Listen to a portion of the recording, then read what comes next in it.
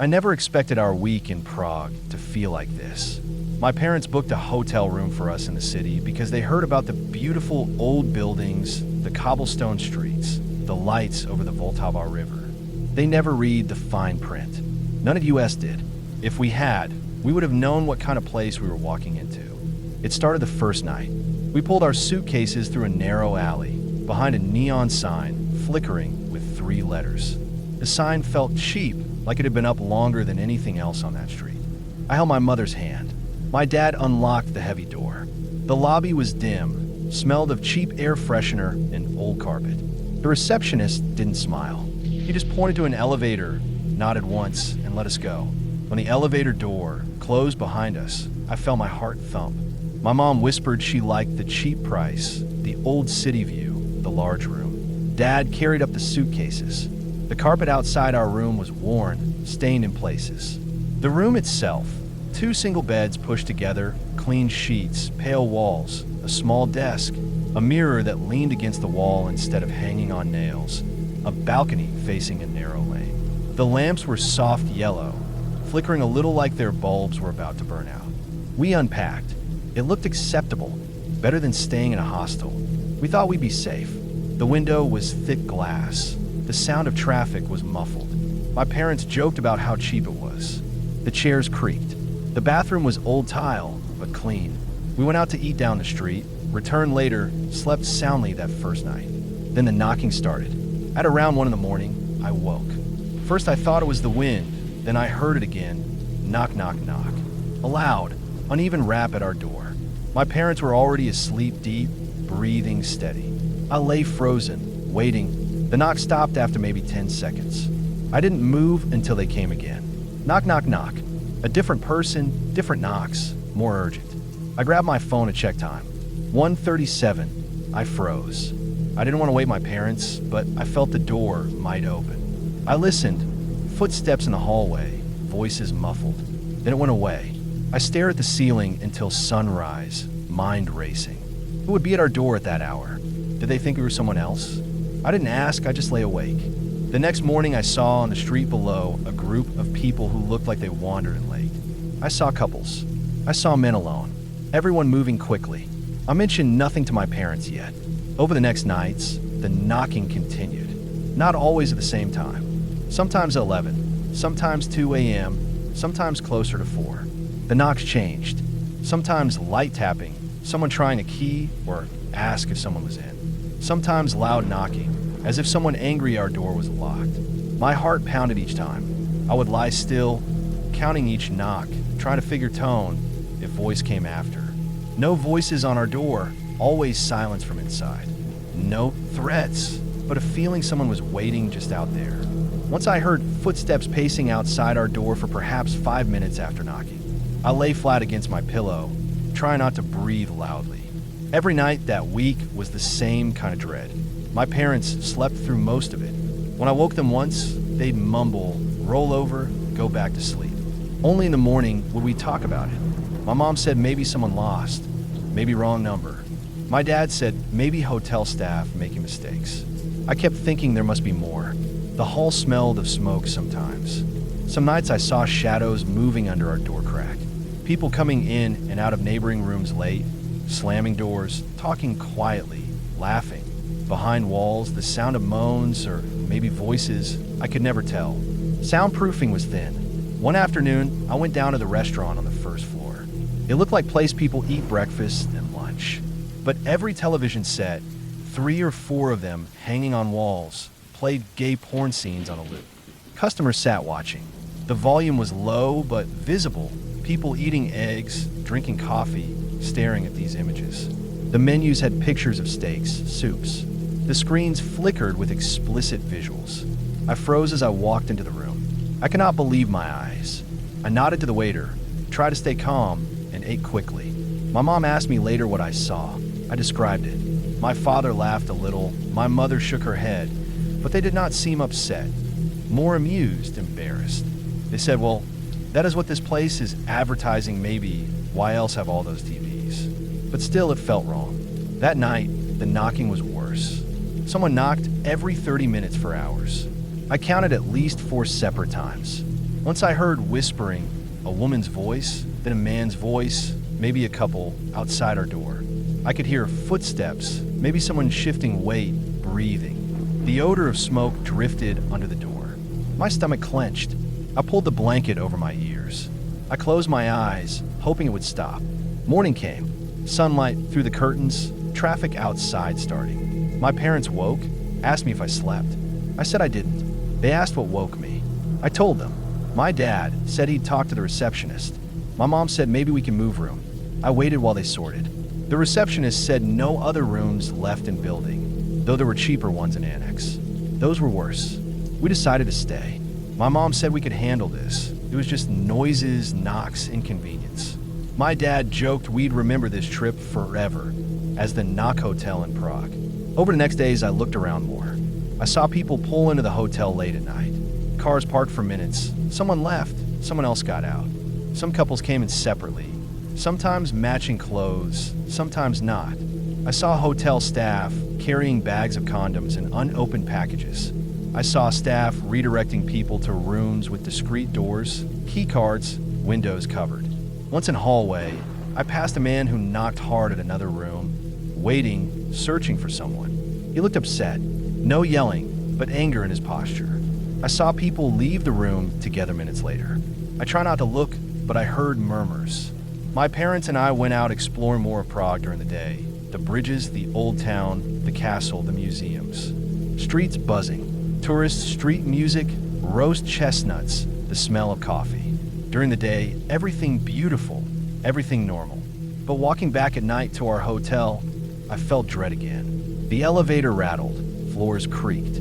On corridors, the lights flickered. Doors opened by themselves or stuck in locks. In one corridor, I saw a door ajar and two people inside, intimate, not bothering that the door half open. I turned away quickly, heart pounding.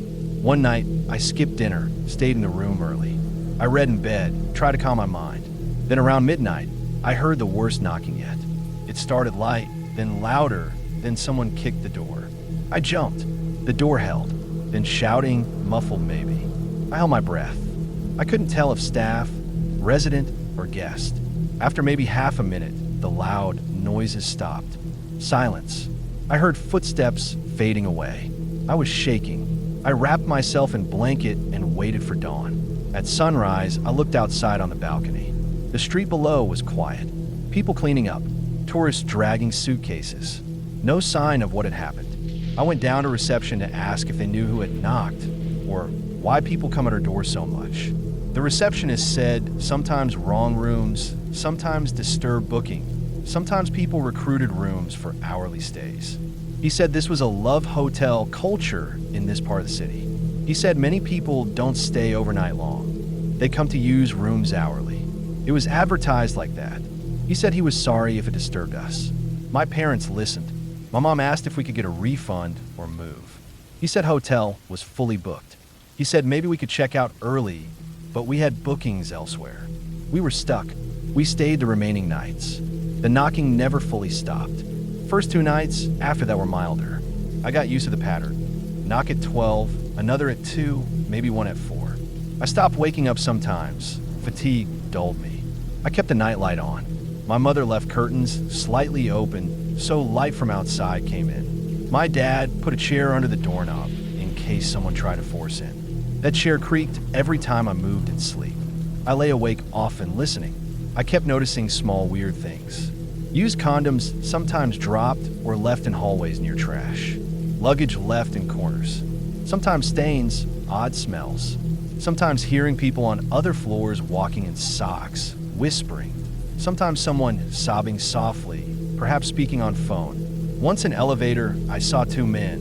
One looked upset, the other comforting him. The elevator ride was long, slow. The panel lights flickered. The floor smelled of mildew. They got off of my floor, walked past my door.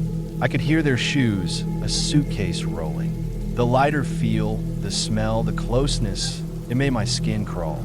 But through all this, my parents kept calm. My mom would joke, "This is Prague's charm," in a grim voice.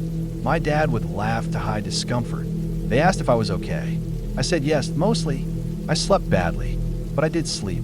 I tried to distract myself. It was my third time camping alone. I'd done the solo thing a few times already, usually out in the national parks, quiet places with nothing around but trees and maybe the distant sound of a car on a gravel road. I'd always prefer it that way. Just me, my tent, and enough food to last a few nights. But this time, I didn't do enough research. I picked a site just outside a small town in the Czech Republic, about 40 minutes from Prague. It was cheap, and the reviews on the booking site were vague, mostly just short sentences in broken English. One guy wrote, "Quiet, good for night," and another said, "Many guests, friendly." That was about it. I was in a bit of a rush when I booked it. I should have looked deeper. When I got there, it was already close to sunset. The road leading to the campsite was narrow, just dirt and rocks, the kind of road that make your tires crunch loudly, even at low speed. I didn't see many other cars, just two parked near a group of small cabins. I thought it was a bit weird that all the cabins were spaced out strangely, some only a few meters apart, others isolated far from the rest. There weren't really any trees offering cover or privacy, just open ground, tall grass, and low wooden fencing separating different areas. I had my own tent, so I didn't care much about the cabins. There was no office, no staff, not even a main building, just a sign nailed to a crooked post with the name of the site, which I couldn't even pronounce. I texted the owner using the number from the booking, told him I arrived, and he replied in under a minute. "Choose place. Relax." So I picked a spot a little further from the cabins. It was on a slight slope, but I didn't mind. I like being away from people anyway. I set up my tent while the sun dipped behind the horizon. The wind picked up a bit, carrying that dry, grassy smell. I sat on a fold-out chair, opened a can of beer, and listened to nothing but the rustling. It was fine, peaceful even, but then the lights started turning on. One by one, I noticed the cabins lighting up. Soft yellow from inside, some of them flickering like candles, others fluorescent and too bright. It was around 9 p.m. At first, I thought maybe it was just guests settling in for the night, but then I noticed something else.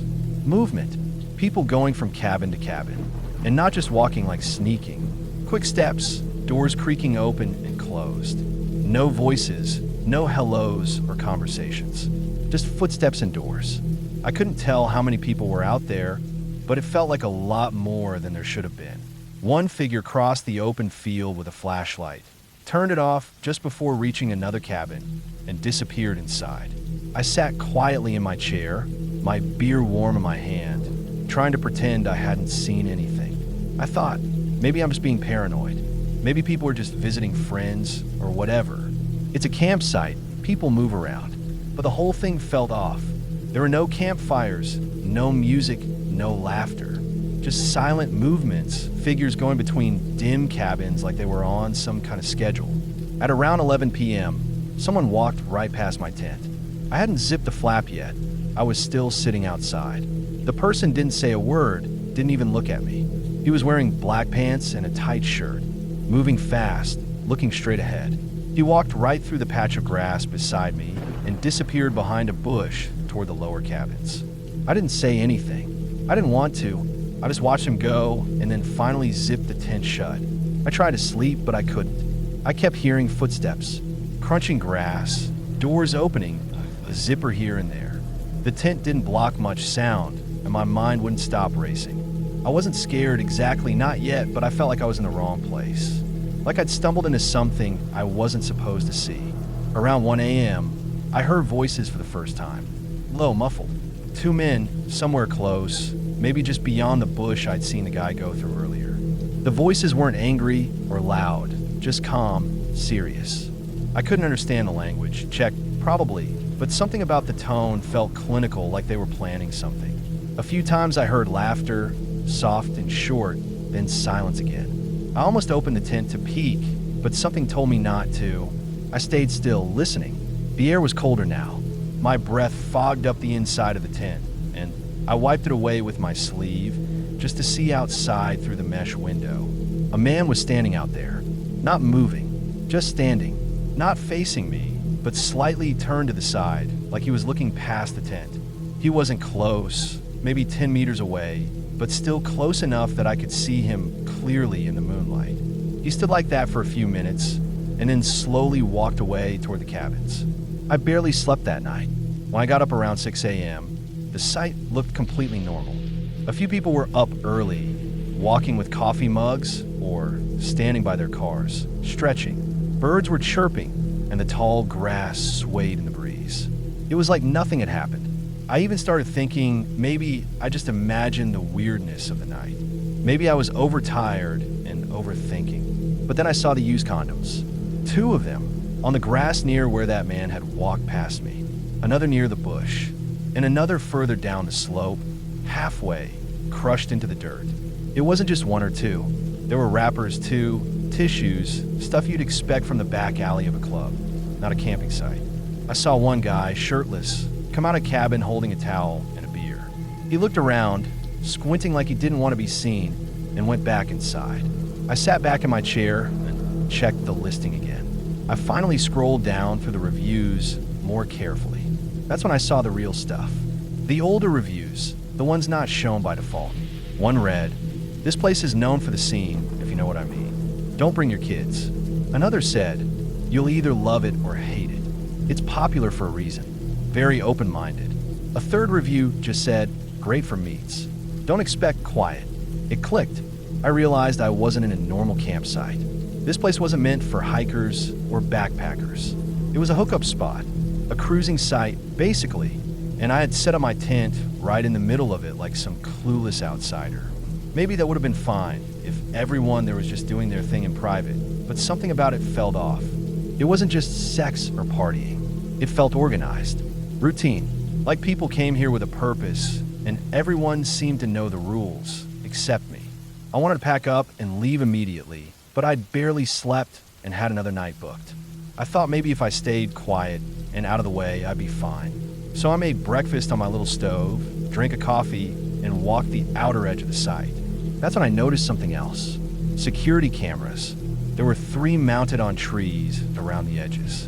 Not hidden, but not obvious either. One of them was pointed toward the cabins. The others aimed at the open ground where I was camped. Why would a basic campsite have security cameras in the trees? That whole day, I felt watched. Not just by the cameras, but by the people. A guy with sunglasses stared at me for a solid minute while brushing his teeth. Another walked past my tent twice, slowly both times.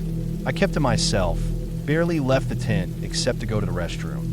A rundown building with broken lights and stains on the floor. At sunset, the energy shifted again. Lights came on, movement started. This time I stayed inside my tent, zipped everything, even plugged in my earbuds to try and drown out the sound. It didn't work. I still heard people outside, more of them than last night. Steps in every direction. And then, at one point, someone stopped right outside my tent. Not moving, just standing there. I sat up, heart racing, and held my breath. I didn't say anything. The person stood there for a full minute, then slowly walked away. I waited 10 more minutes before peeking through the mesh. There was a man by the bush again. Not the same one, I think. This one had no shirt on, and he was doing something. I couldn't see clearly, but it looked like he was taking something out of a bag. He didn't go into any of the cabins. Just stayed there, doing whatever he was doing in the dark. That was it for me. I grabbed my flashlight, packed what I could into my backpack, and collapsed the tent. I didn't even fold it properly, just jammed it into the car. It was 1:45 a.m. I drove out of that site like I was being chased, headlights bouncing over the rough road, dust flying in the rearview mirror. I didn't stop until I got to a gas station on the main road. I sat there for half an hour, just breathing, trying to calm down. I ended up getting a cheap hotel near the city, something with a front desk and lights and normal people.